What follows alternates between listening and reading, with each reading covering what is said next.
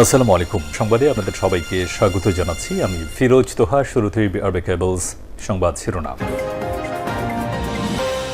বাংলাদেশের সর্বশেষ গুরুত্বপূর্ণ আপডেট সংবাদে আপনাকে স্বাগত। শুরুতেই সংবাদ শিরোনাম, পরে বিস্তারিত। প্রথমেই জানাবো, সিলেটে এনসিপির গাড়িবহরে আবারও হামলা, নাসির উদ্দিন পাটোয়ারি সহ আহত 2। সিলেটের জৈন্তাপুর জাতীয় নাগরিক পার্টি এনসিপি জুলাই পদযাত্রা কর্মসূচি শেষ করে ফেরার পথে দলের কেন্দ্রীয় নেতাদের গাড়িবহরে আবারও হামলা ও ভাঙচুরের ঘটনা ঘটেছে। হামলার পর দলের মুখ্য সমন্বয়ক নাসির উদ্দিন পাটোয়ারি সহ 2 জন গুরুতরভাবে আহত হয়েছে। আজ রাত 12টার দিকে সিলেটের জৈন্তাপুর উপজেলা হরিপুর বাজার এলাকায় এমন ঘটনা ঘটে।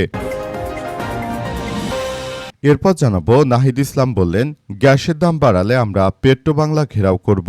জাতীয় নাগরিক পার্টি এনসিপির আহ্বায়ক নাহিদ ইসলাম জানিয়েছেন, সরকার যদি মনে করে এভাবে 5 বছর অতিক্রম করবে, এই সুযোগ তারা পাবে না। দেশের পরিস্থিতি খুবই খারাপ। মাত্র 5 মাসে প্রতিটি জ্বালানির দাম অন্তত 4 বার বাড়িয়েছে। দেশের 70% মানুষের রায় অস্বীকার করে সরকার ক্ষমতায় টিকতে পারবে না।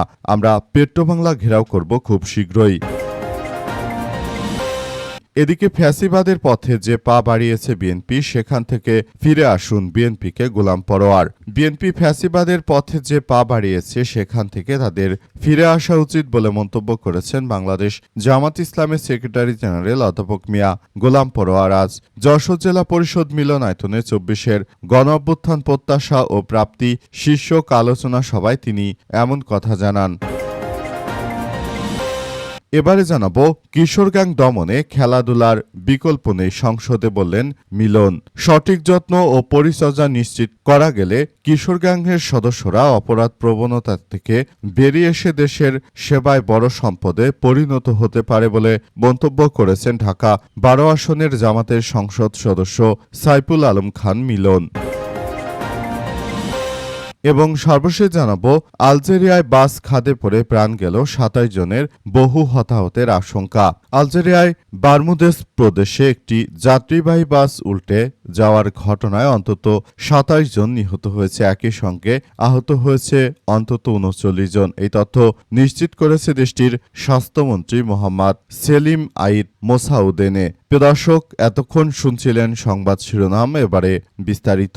তবে তার আগে বন্ধুরা, অনুরোধ থাকবে এই সংবাদটিতে একটি লাইক দিন। এই চ্যানেলে আপনি নতুন হয়ে থাকলে আমাদের সংবাদটি দেখতে দেখতে চ্যানেলটি সাবস্ক্রাইব করে রাখুন। কমেন্ট করে বন্ধুরা আপনার মূল্যবান মতামত জানিয়ে দিন আপনি বিশ্বের কোন দেশ থেকে বা বাংলাদেশের কোন স্থান থেকে আমাদের সংবাদটি দেখছেন এবং শুনছেন। আর বন্ধুরা, আজকের সংবাদ সম্পর্কে আপনার মূল্যবান মতামত কমেন্ট বক্সে কমেন্ট করে পুরো বিশ্ববাসীকে আমাদের এই তাজা আপডেটটি দেখার সুযোগ করে দিন।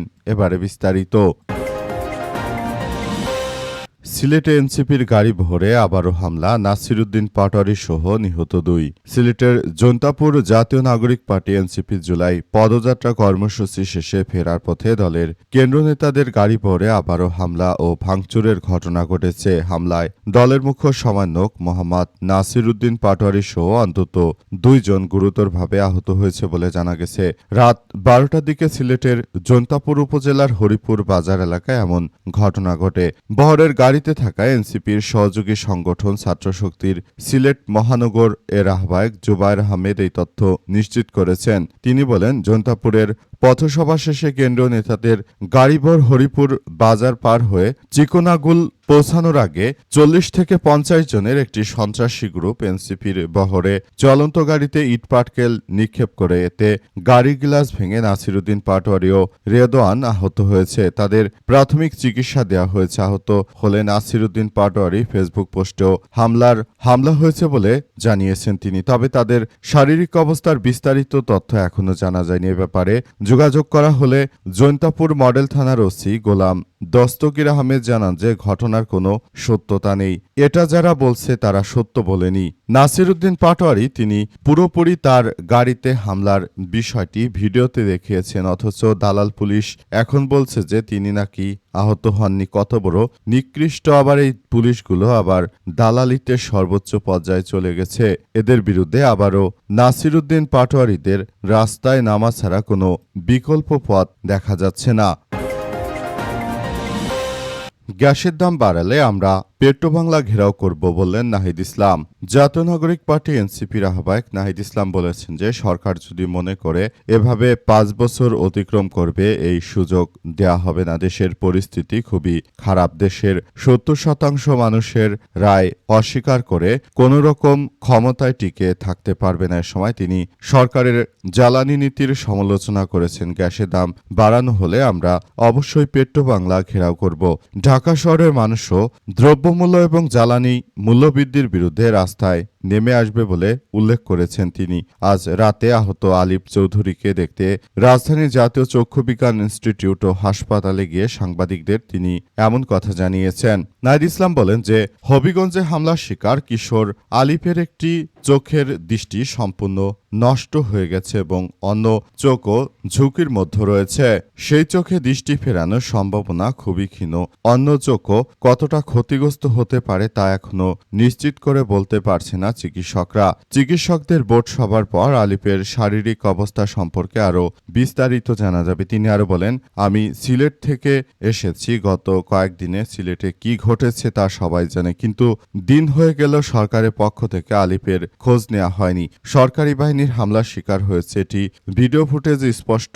হবিগঞ্জ সদর থানা ছাত্রদলের সদস্য সচিব হামলায় জড়িত ছিল। আমরা অনেকের বিরুদ্ধে মামলাও করেছি, কিন্তু এখন পর্যন্ত কোনো সাংগঠনিক বা ব্যক্তিগত ব্যবস্থা গ্রহণ করা হয়নি। নাহিদ ইসলামের অভিযোগ, সরকার বার্তা দিচ্ছে যে তাদের পৃষ্ঠপোষকতায় থাকা ছাত্রদল যুবদলের সন্ত্রাসীরা চাইলে দিনের আলোয় হামলা করতে পারে, মানুষকে হত্যা করতে পারে, চোখ উপড়ে ফেলতে পারে, কিন্তু তার বিচার হবে না।